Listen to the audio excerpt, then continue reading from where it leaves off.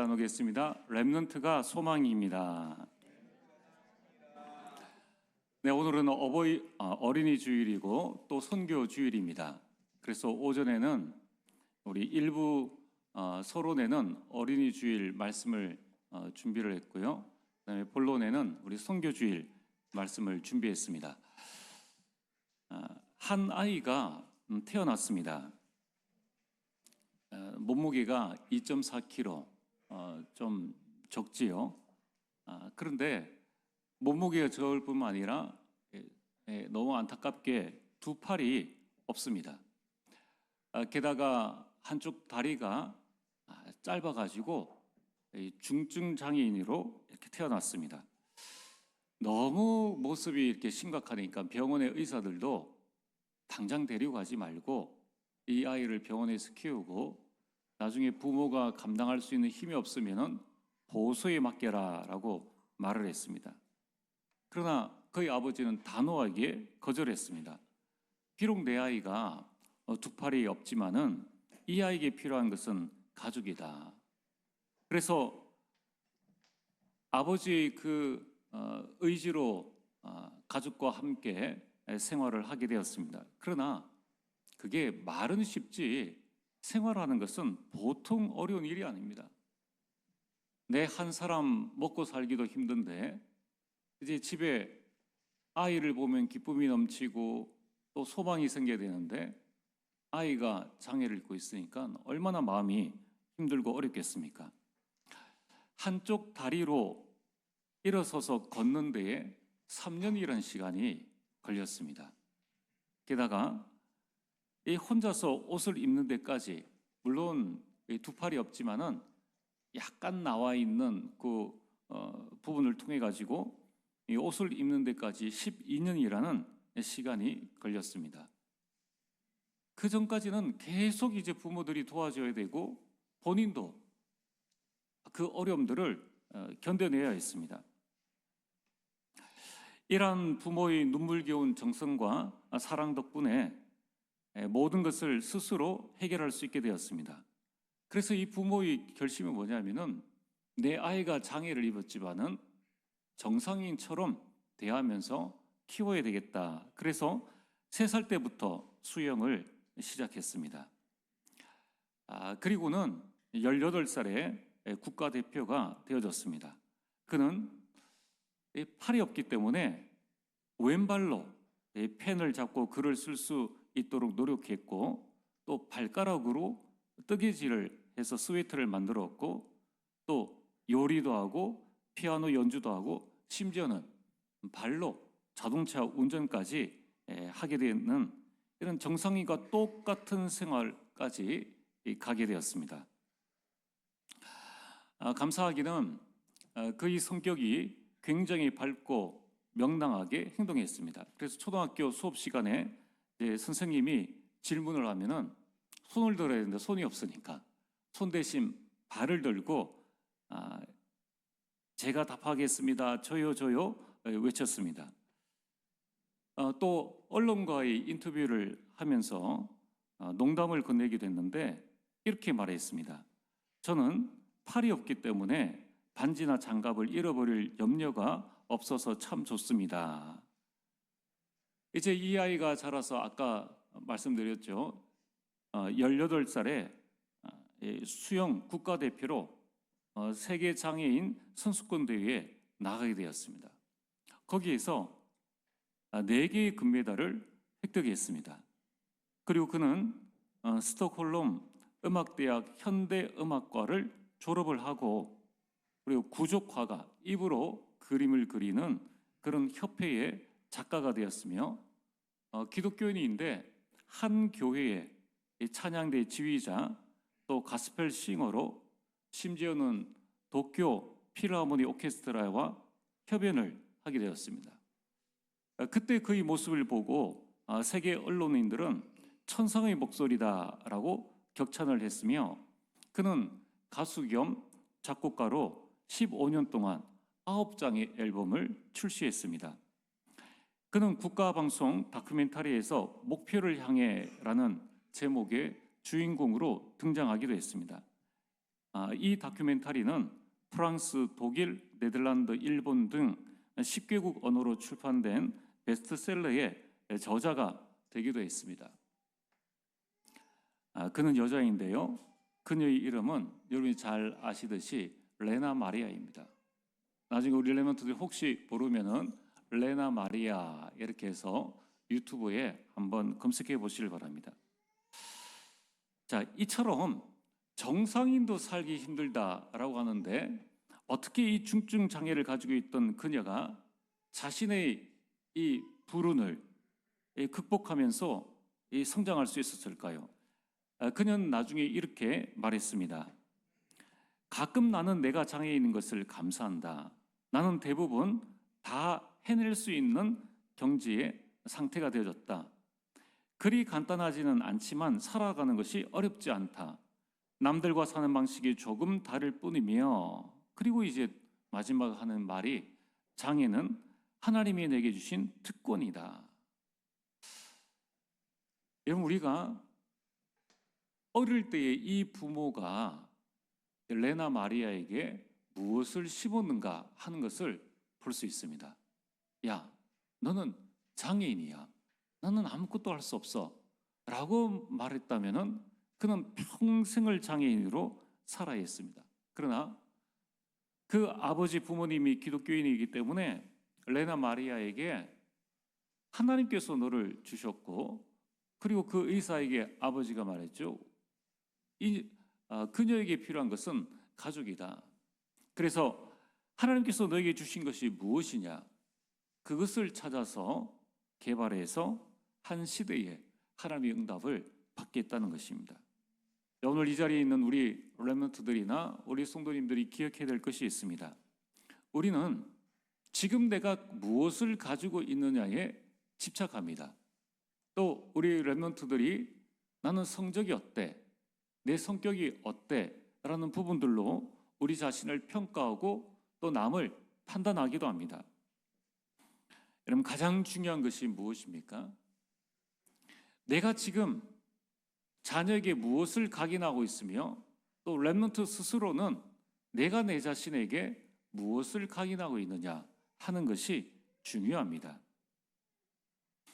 자, 그래서 오늘 서론에 예수님께서 이 땅에 오셔서 하신 사역 중에 세 가지가 있는데 교육과 치유와 전도입니다. 그러나 예수님의 주된 사역은 사실 렘넌트 사역이었습니다. 마태복음 19장 13절에서 15절에 그때의 사람들이 예수께 안수하고 기도해 주심을 바라고 어린아이들을 데리고 오매 제자들이 꾸짖거늘 예수께서 이르시되 어린아이들을 용납하고 내게 오는 것을 금하지 말라. 천국이 이런 사람의 것이니라 하시고 그들에게 안수하시고 거기를 떠나시니라. 예수님 자신이 아이들의 뜰이에요. 그래서 예수님은 12제자를 부르실 때에 12제자의 연령층이 청소년층이었다는 사실을 여러분들이 기억하시길 바랍니다. 예수님은 렘넌트를 부르셨습니다. 여러분, 지금 이 시대는 어떠한 시대입니까? 지금 이 시대에는 이 사단의 12가지 각인으로 말미암아 정신병 시대, 중독 시대, 재앙 시대가 되어졌습니다. 그러다 보니까 소아 이 어린아이와 청소년 문제가 심각합니다. 예전에는 어른들만 주로 정신병 또 삶의 어려움들을 이기지 못해서 극단적인 선택을 했다면은 지금은 아이들까지도 소아정신과에 가게 되었고, 그럼 지금은 어른들 정신병동이 사라지고 아이들로 채워지고 있으며 이러한 자살률, 아이들의 자살률이 높아지고 있습니다. 오늘 읽었던 마태복음 24장에 말세에 일어날 일들이 징조를 예수님께서 말씀하셨는데 전쟁과 기근과 지진 정도가 아니라 이 사탄의 12가지 문제로 말미암은 재앙, 이것이 각인되고 있는 것이 큰 문제인 것입니다. 자, 그래서 오늘 우리 렘넌트들이 반드시 알아야 할 게 있어요. 또한 이 자리에 계신 우리 부모님과 우리 교사들이 렘넌트에게 알려주어야 할 것이 있습니다. 그게 뭐냐면 첫 번째가 렘넌트의 여정입니다. 자, 이 말씀이 두 개로 중복되어지는데 우리 렘넌트들은 나의 여정을 알아야 되고 우리 부모들은 렘넌트가 가야 할 길을 알려줘야 합니다. 렘넌트 여정은 어떠합니까? 예수님이 직접 말씀하셨죠. 제자들에게, 이제 렘넌트 제자들에게 사도행전 1장 8절 오직 성령이 너에게 임하시면 여러분이 갈 첫 번째 여정은 오직 성령 충만을 받는 것입니다. 여러분이 성령 충만, 하나님의 영으로 충만하여서 잘못된 세상 각인을 바꾸고 그리스도를 각인해야 됩니다. 그래서 여러분들이 그리스도를 각인하는 이 복음으로 나의 근본과 기본과 기초를 변화시키고 전문화 세계와 복음화의 응답을 여러분들이 누려야 합니다. 이것이 우리 렘넌트의 여정입니다. 지금부터 여러분들이 나의 근본, 기본, 기초, 전문화 세계와 복음화 이 6단을 붙잡고 우리 렘넌트들은 집중해서 기도해야 되며 우리 부모들 역시 이 그림을 가지고 전달을 해줘야 합니다. 여러분 이렇게 되질 때에 하나님은 여러분들에게 위에서 주시는 위에서 권능을 주시고 여러분은 그 권능을 받고 증인으로 서게 됩니다. 이것이 평생 우리가 가야 할 렘넌트의 여정이요 우리 성도들의 여정입니다. 자, 그래서 오늘 두 번째로 어떻게 우리가 렘넌트 사역을 해야 될 것인가? 렘넌트를 삶 서밋에 세워야 합니다. 또한 우리 렘넌트는 내 자신이 갈 길을 알고 나를 삶 서밋에 세워야 합니다. 성경의 렘넌트 7명은 가장 먼저 하나님이 만드신 나를 발견하는 영적 서밋에 섰습니다.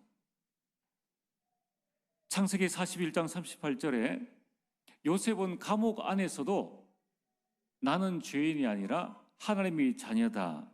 그리고 여호와의 영에 충만했습니다. 이걸 보고 영적 서밋이라고 합니다.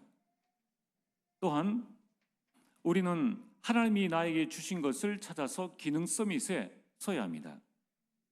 다윗은 목동을 해도 기능 서밋에 섰습니다. 돌던지는 연습을 하고 악기로 하나님께 영광을 돌렸습니다.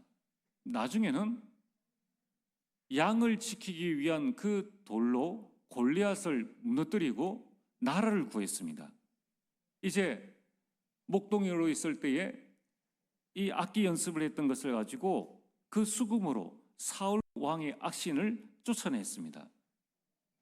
이러면 내가 무슨 직업을 가지고 있든지 중요한 것이 아니라 하나님께서 나에게 주신 달란트를 찾아서 그 기능 서밋에 서게 되면은 그 기능을 가지고 내 업을 완전히 살려나가게 되는 겁니다. 여러분 지난 주일 오후에 말씀드렸지 않습니까? 고등학교를 중퇴하고 과자 공장에 청소부로 들어갔는데 그 공장에 이 박사, 석사도 발견하지 못한 이러한 소스를 발견해서 공장을 완전히 살린 그 말씀을 드렸습니다. 우리가 하나님께서 나에게 주신 그 현장 속에서 나의 달란트를 찾아내면은 완전 그 현장을 살리게 됩니다. 또한 우리는 하나님이 예비하신 현장에 문화 서밋으로 서야 합니다. 바울은 가는 모든 현장의 흑암 문화를 복음으로 살렸습니다. 박수무당을 살리고 귀신 들린 점치는 여종을 살리고 우상 숭배자들을 살렸습니다. 자, 이제 우리는 렘넌트들에게 현장 보는 눈을 열어주어서 서밋에 서게 해야 합니다. 그래서 교회 안과 밖으로 훈련에 우리 렘넌트를 참여시키고 이제 내년에는 선교 캠프 시대를 열어서 우리 렘넌트들이 237을 보게 하고 또 오촌 종족을 볼 수 있도록 그 눈을 열어주어야 합니다. 이 일을 두고 우리 렘넌트들이 미리 딱 준비를 하세요. 또 우리 가정과 가문에서도 준비하시길 바랍니다.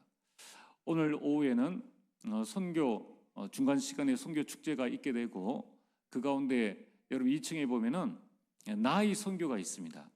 여러분이 기도하시면서 오늘뿐만 아니라 5월 한 달 동안에는 내가 어디를 선교할 것인가, 우리 가정의 선교지는 어디이며 우리 가문의 선교지는 어디인가를 찾아서 기도하시길 바랍니다. 지금 우리 교회에 오후에는 중국과 네팔과 또 우리 브라질 사역을 위한 우리 성도님들, 사역자들이 함께 포럼하는 시간을 가지게 됩니다.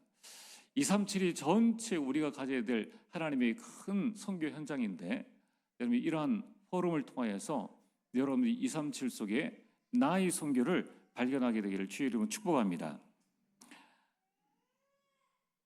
자, 그리고 세 번째는 미래 300%를 준비해야 됩니다. 우리 렘넌트들은 미래를 살리는 주역입니다. 그래서 렘넌트는 다가올 시대를 준비해야 합니다. 그래서 여러분들이 세 가지를 준비하셔야 돼요. 전문성 100%입니다. 전문성은 달란트입니다. 두 번째는 현장성 100%입니다. 그 현장성은 나의 하나님이 예비하신 그 현장입니다. 세 번째는 시스템 100%입니다. 렘넌트 시대는 237 시대요, 오촌종족과 통하는 시대입니다. 여러분들이 나의 전문성과 이제 현장을 보는 정확한 현장성을 통하여서 237과 통할 수 있는, 여러분 오촌종족과 통할 수 있는 시스템을 준비해야 됩니다. 그럼 지금 한번 보세요. 유튜브로 전 세계와 소통하죠. 줌으로 전 세계와 소통하죠. 인터넷에 깔려있는 모든 곳에 우리가 다 소통할 수 있습니다. 자, 이러한 기구를 통해서 영화 하는 사람은 유튜브로 영화를 전체로 소통하고, 음식하는 사람은 음식으로 전 세계와 소통하고 있습니다. 그렇다면 우리 렘넌트들도 이제 본격적으로 237과 소통할 수 있는 시스템을 지금부터 준비하셔야 돼요.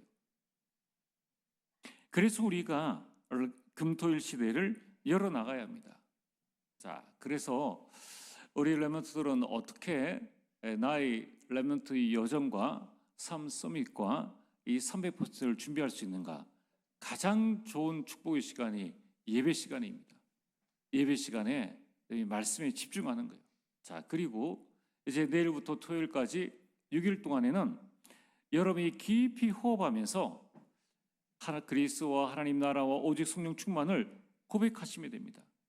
그리고 하나님께서 우리에게 주신 7망대, 7여정, 7이정표를 호흡을 통해서 기도하면서 나에게 각인시키는 거예요. 자, 여러분들이 이 일을 하면은 가장 먼저 내 뇌가 살아납니다. 그리고 위에서 주시는 힘, 권능을 얻게 됩니다. 그럼 그때부터는 여러분이 보좌와 연결되어집니다. 하나님과 소통하는 자가 되어집니다. 자, 이제부터 여러분이 5월은 가정의 달입니다. 한번 우리 부모와 자녀가 또 여러분 개개인이 이 응답을 반드시 누리게 되기를 바랍니다. 자, 오늘 본론은 24 선교 제자의 축복을 누리는 겁니다. 여러분 지금 이스라엘은 예수님이 오셨는데도 예수님을 구주로 영접하지 않았습니다. 그리스도 믿지 않고 오히려 그 그리스도를 십자가에 못 박았습니다. 이때에 제자들이 이런 말세에 일어날 일들에 대해서 예수님께 질문을 했습니다. 그래서 예수님께서는 말세에 일어날 여러 가지 일들에 대해서 말씀을 하셨습니다. 그러나 가장 중요한 것은 14절, 이 천국 복음이 모든 민족에 증거되어진 이후에 끝이 온다고 말씀하셨습니다. 자, 예수님이 분명히 말씀하셨잖아요. 이 천국 복음이 모든 민족에 증거되어진 이후에 끝이 온다. 그러면은 유대에 있는 메시아를 기다리고 있는 이스라엘 민족들이 알아들어야 됩니다. 아, 이 천국 복음을 전해야 되는구나.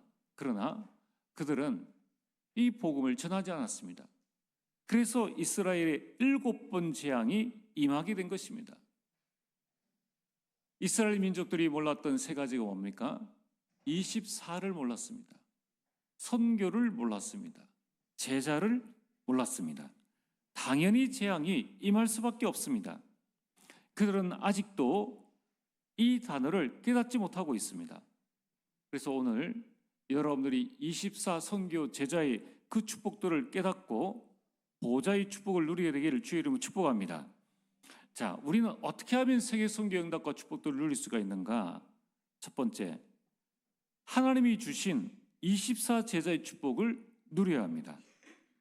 여러분, 예수님께서 우리를 부르실 때에 마태복음 4장 19절에 나를 따라오느라 내가 너희로 사람을 낚는 어부가 되게 하리라 라고 말씀하셨습니다. 나를 따라오라는 것은 24를 말씀하시는 것이죠. 따라간다는 것은 제자를 말하는 것입니다.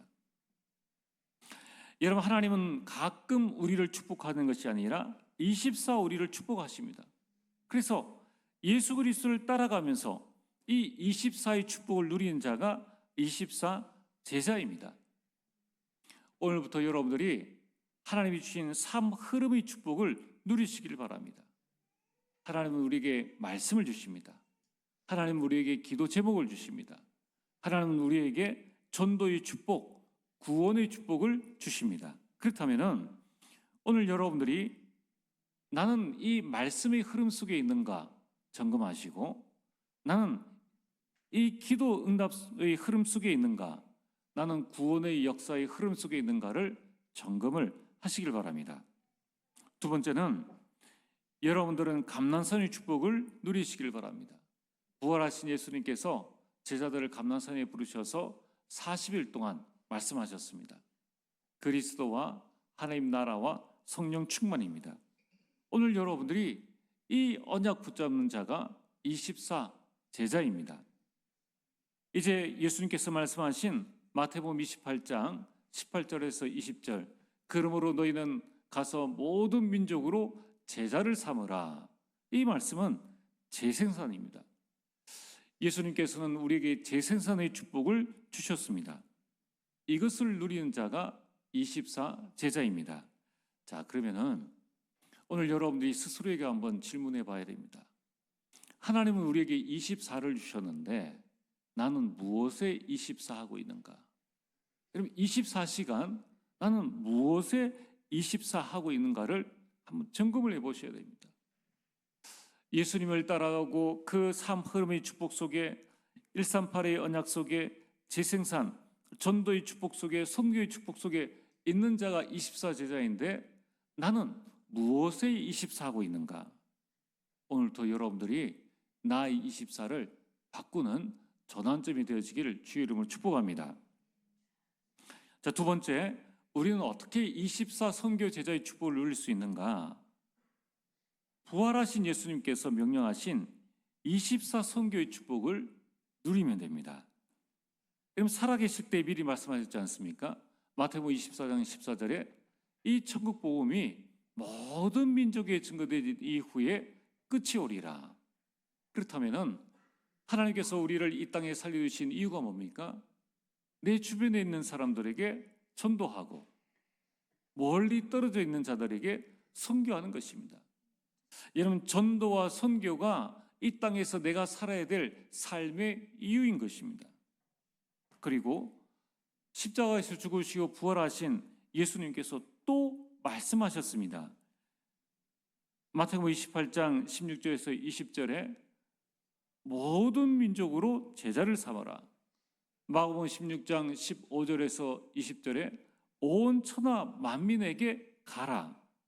요한복음 21장 15절에서 18절에 예수님을 3번이나 부인한 베드로를 직접 찾아가셨습니다. 그리고 내 어린 양을 먹이라 라고 말씀하셨습니다. 왜 어린 양을 먹이라고 하셨습니까? 렘넌트가 소망이기 때문입니다. 렘넌트가 미래이기 때문에 예수님께서 직접 찾아가셔가지고 그 수제자 베드로에게 어린 양, 후대, 렘넌트를 키우라고 말씀하셨습니다. 이제 또한 40일이 지나고 난 다음에 마지막 승천하기 전 마지막으로 또 말씀하셨죠. 사도행전 2장 8절에 땅 끝까지 이르러 증인이 되리라.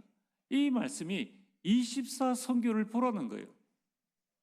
자, 여러분들 한번 보세요. 이 예수님께서 살아계실 때 말씀하시고 죽으시고 난다 부활하시고 난 다음에 다른 말씀 안 하시고 오직 모든 민족속 온 천하 만민 어린 양 이제 마지막으로 이제 제자들 볼 때에 그동안 너희들 수고했다 이런 말씀 안 하시고 마지막에 또 하신 말씀이 땅 끝을 말씀하셨습니다. 여러분, 하나님의 그 애타는 소원, 예수님의 그 간절한 우리에게 부탁하신 말씀의 그 의미를 아시겠습니까? 왜 우리가 24 선교해야 되느냐? 왜 우리가 24 전도해야 되느냐? 이것은 우리에게 주신 부담이 아니라 우리에게 주신 축복이라는 거예요. 마태복음 28장 20절에 내가 세상 끝날까지 너희와 항상 함께 있겠다고 약속하셨습니다. 여러분, 24 선교를 말씀하신 주님께서는 하늘의 권능을 주시겠다고 약속하셨습니다. 자, 그렇다면은 오늘 여러분들이 한번 생각해 보셔야 됩니다. 나의 24 선교는 무엇인가? 나의 24 선교. 여러분, 지금 사탄 나라의 24를 계속 생각하면서 전 세계를 움직이고 있습니다. 프리메이슨을 장악을 했죠. 유대인을 장악했죠. 뉴에이지를 장악해서 전 세계 정치, 경제, 사회, 문화, 교육을 완전 장악했는데 그 흐름이 너무 커서 우리가 그 안에 있음을 알지를 못하는 거예요. 자, 오늘 여러분들이 나의 선교는 무엇인가? 우리 가정은 24 선교를 과연 하는가? 앞으로 우리 교회는 24 선교의 축복들을 어떻게 누릴 것인가? 여러분들이 5월 한 달 가정의 달에 꼭 묵상해 보시길 바랍니다. 24 선교 제자의 축복을 우리가 어떻게 누릴 것인가? 세 번째는 237 나라와 5천 종족의 축복을 우리는 누리면 됩니다. 사도행전 13장 48절에 구원 얻기로 작정된 자가 237연장 5천 종족에 있습니다. 그래서 사도행전 11장 19절에서 21절에 선교 현장에 저 안디옥 교회 주의 손이 함께 하셨습니다. 자, 그러면은 우리가 어떻게 237 나라를 선교하며 5천 종족을 살릴 수 있을까? 첫 번째는 여러분과 같은 24 제자를 찾는 것입니다. 여러분, 우리는 이 부분을 두고 이제 선교를 두고 기도할 때에 이 세 가지를 두고 여러분이 기도하시면 됩니다. 나와 같이 24 선교를 마음에 품은 24 제자를 찾아라. 두 번째는 그 현장에 있는 24 현장 제자를 찾아라. 세 번째는 그 현장에 24 움직일 수 있는 시스템을 찾으라는 거예요. 자, 그러면은 24 제자가 뭡니까? 사도행전 15장 36절에서 41절에 대전도자 바나바와 바울이 다퉜습니다. 왜냐하면 24 할 제자가 누구냐? 바울이 보기에는 1차 전도 여행에서 돌아간 마가는 아직 24 할 수 없다. 근데 바나바는 아니다. 그래도 데리고 가자. 이 일 때문에 싸운 것입니다. 이만큼 우리가 전도와 선교하는 이 일에 가장 중요한 것은 24 제자를 찾느냐 못 찾느냐 하는 것입니다. 바울은 24 제자를 찾아서 사도행전 16장 11절에 우리가, 17장 1절에 저희가, 심지어는 18장 1절에 4절에 브리스가 부부, 한 24 할 수 있는 한 부부를 찾았는데 그와 함께 안식일마다 들어갔다는 거예요. 24 계속 동행하면서 안식일마다 그 현장에 들어가서 하나님의 놀라운 역사를 보게 되었습니다. 자, 우리가 중남미 선교 또 우리 가문의 선교를 한다면은 그 가문을 그 나라를 두고 24 할 수 있는 제자를 찾는 것이 가장 중요한 첫 번째 우리 기도 제목입니다. 두 번째는 24 현장 제자를 찾아야 합니다. 현장에 24 할 제자를 찾아내야 하는 것이죠. 바울이 이 제자들을 찾아냈습니다. 사도행전 19장 8절에 10절에 이 제자를 찾기 위해서 바울이 현장 회당에 들어갔습니다. 석 달 동안 들어갔더니 24를 했더니만 24할 현장 제자들이 일어났죠. 그 제자들 데리고 두란노 서원에 갔습니다. 그래서 24 현장 제자들과 2해 동안 계속 24를 한 것입니다. 그 결과 10절에 아시아에 사는 자는 유대인이나 헬라인이나 다 주의 말씀을 듣더라. 24 현장 제자를 찾으면 반드시 그 지역이 복음화되어집니다. 그렇다면 이제 우리는 24 시스템을 만들어야 합니다. 사도행전 13장 1절에 4절에 바울이 안디옥 교회와 선교팀을 구성했습니다. 그 선교 시스템을 만들어 놓은 거예요. 그게 24 선교 제자팀입니다. 이제 이 팀이 나가서 사도행전 16장에는 빌립보에 있는 루디아를 세우고 빌립보 시스템을 갖췄습니다. 사도행전 17장에는 데살로니가에 있는 야손을 세우고 데살로니가 24 시스템을 세운 것입니다. 여러분, 앞으로 우리 교회가 이러한 응답을 누리려면 새 뜰을 세워야 됩니다. 정말 우리 교회가 이 새 뜰을 세워서 새 성전의 응답을 통하여서 이제 본격적인 237과 5청중을 살리는 응답과 축복들을 누려야 합니다. 자, 오늘 말씀의 결론입니다. 우리 평생에 남겨야 될 중요한 작품이 24 선교 작품을 남기는 것입니다. 창세기 12장 1절에 4절에 75세에 부름받은 아브라함은 어마어마한 24 선교 작품을 남겼는데 그 작품의 결과가 오늘 트리니티 교회예요. 오늘 여러분들입니다. 하나님께서 아브라함에게 이 선교의 축복을 주셨는데 그 응답이 우리에게 온 것입니다. 여러분, 5월은 가정의 달입니다. 여러분이 여러분 가정의 믿음의 조상입니다.